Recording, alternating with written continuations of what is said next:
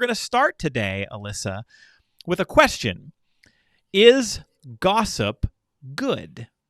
And this question came out of something that you sent me not long ago from a book that you are reading. So why don't you tell our listeners where this question came from?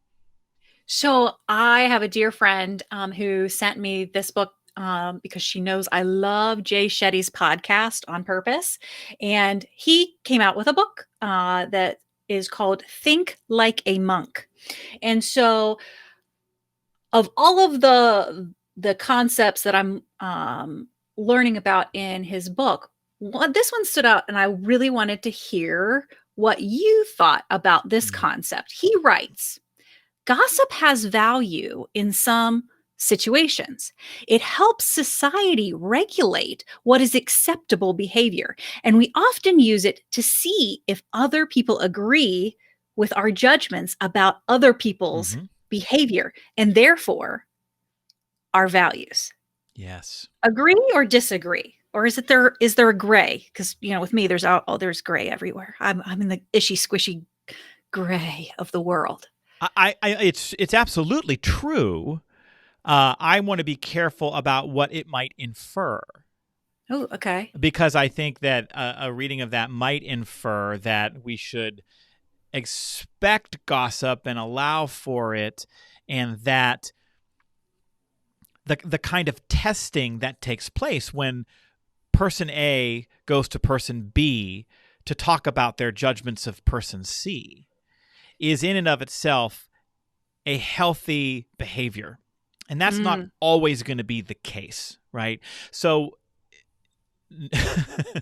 this is going to sound like a pitch slap where you grossly promote or plug a service or product, and it's not meant to be. But when I wrote my book, No More Team Drama, I spent a lot of time talking about gossip and trying to get at some of the psychology behind why it happens, because this, I think, is an opportunity for us to understand what makes people tick. And if you've ever seen my No More Team Drama keynote, that's what I spend most of the time in the keynote talking about. We have a lot of fun with the topic and we have a lot of laughs, but I want people to really understand what makes the people in your charge tick. And one of the things we know about the human brain is that we have these shortcuts that they take in an effort to operate more efficiently. And one of those shortcuts is something called the fundamental attribution error. And what that is that we have a natural shortcut our brain takes where we assume that we're a good person doing the best we can most of the time, but we don't give that benefit of the doubt to everybody else. The shortcut our brain takes is that when we see someone else do a questionable thing, our brain tells us it's because they're of questionable character. Not because of their circumstances.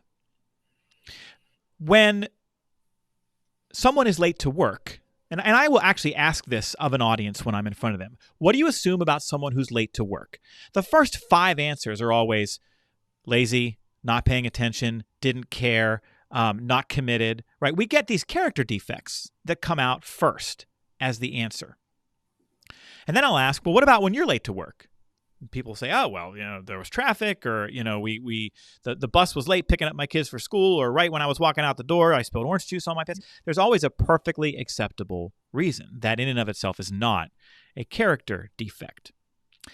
And so what gossip does, if we accept it as a way to check our judgments of other people's behavior with a third party, gossip doesn't account for the fundamental attribution error, because both person A and person B are still engaging in that bias, which is they are judging the behavior of the other person based on assumptions of character, not of circumstance. And it is only until person A goes to person C and says, help me understand why you acted that way, that person C then says, oh, well, my daughter spilled orange juice on my pants right when I was walking out the door, and I had to change them, and then they needed pressed off, and that's why I'm 10 minutes late. And so gossip is a naturally occurring phenomenon that still results in flawed judgments. That's really astute and a great framework to think about the concept of those judgments that are going on, right? And to be perfectly clear, Jay Shetty is not advocating for people to go out and gossip. It was actually an illustration of a longer point about overall negativity and how gossip overridingly does contribute to negatively to your capacity to be able to move yourself along in life in general. All right. But to your point, these very specific points of how that actually works in the workplace is really important for our leaders and for our audience. So what do you think is the most important step that leaders out there can take in terms of that attribution error, being able to articulate it, recognize it for themselves, maybe for helping other people, gently, politely, articulate it for themselves? Yeah. We have to be able to translate some of that psychology into some everyday language that we can pull out and use both in the interactions we have with our team and in our own heads. And so one of the things that I talk about a lot when I'm talking about team drama is this idea that our brains make up a story about why other people do what they do and say what they say. And most of the times that story is not accurate. And so as leaders, when someone comes to us and says, I am done with so-and-so, they're not doing this and they don't care and they don't try and I've had it. I think as leaders, sometimes we need to say, okay, well, that might be true. That might be the accurate story. But what if there's a perfectly good explanation for why this person is engaging this way? This is the question I tell audiences to put in their pocket and take with them everywhere that they go. What would make a good person act this way? If this person had a perfectly legitimate reason for engaging in that behavior, what might it be? And if this person's late over and over again, we start to make up a different story about things that aren't character defects. And so we have to do that internally in our heads as well. And to go back to the point made in the book, Jay is right. It's a normal pattern of human behavior to want to check our judgments about other people with other people. But recognize what's happening in the pattern. We're going to that other person to be validated, not always to be challenged, right? It's a lot easier to seek out the comfort of validation than to step into the discomfort of confrontation. Oh, yes. And so when we go to our coworker, we're saying, and a lot of people listening to this have seen my TED Talk on this subject, and they've seen the fun that we have with this. But person B almost always responds the same way. When person A comes to their colleague at work and says, do you believe that so-and-so is doing this, that, and the other thing? They almost always respond by saying, I know. And now we've given each other permission to feel contempt for that third person.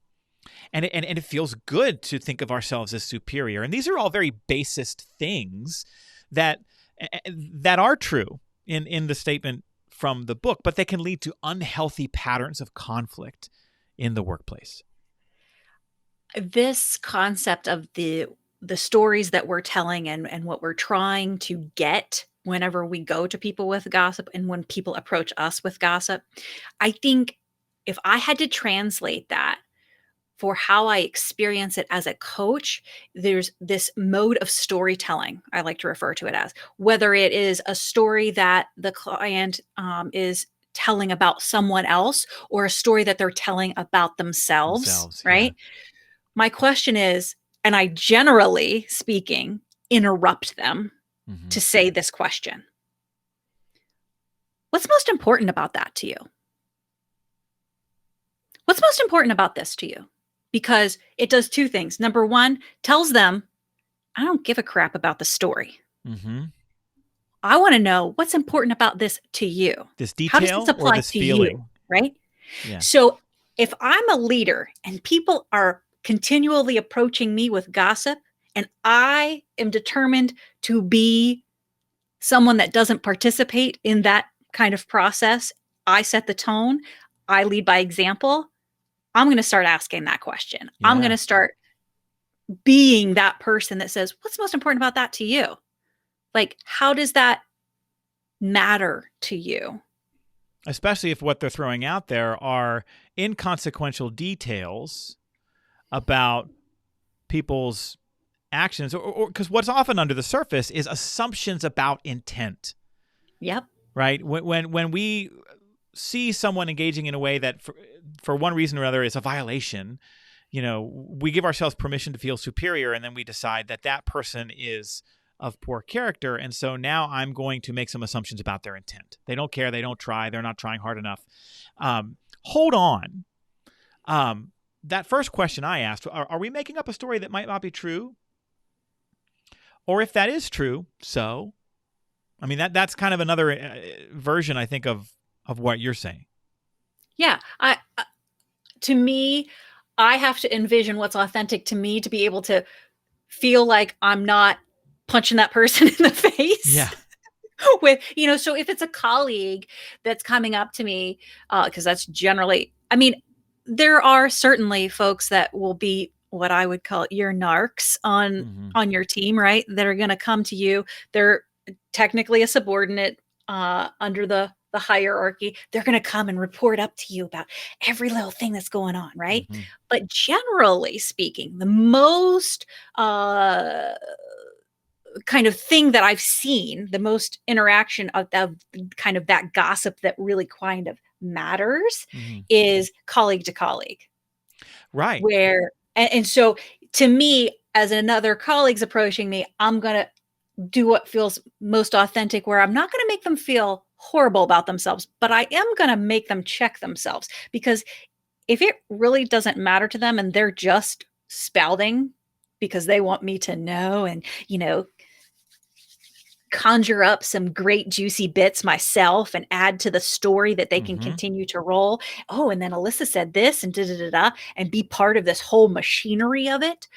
That's whenever I'm going to use the language that what's most important about this to you? Because if it's important to you, well, I don't know. Are they doing that to me? Will the company think that of me whenever I, miss a project deadline? Or I'm not quite sure why that's important to me, but it just everybody ends up in a different corner of the triangle at some point. Yeah. Absolutely. Yeah. Sure. All the things. Yeah. And your point of what should be the reaction of person B when person A comes to them is well taken, because if we don't do the work as a team ahead of time to talk about how we want our team to operate, then person B dives into the juicy gossip just, too often right away and validates that person and says, "Oh, I know." And now I'm happy to be there because I'm in on the scuttlebutt and I'm kind of glad it's not about me. And what we want them to do is actually redirect that person, right? Because you talked earlier about the narc employee who wants to share all the juicy details, but sometimes they're coming to the boss and complaining because they think it's the boss's job to fix person C.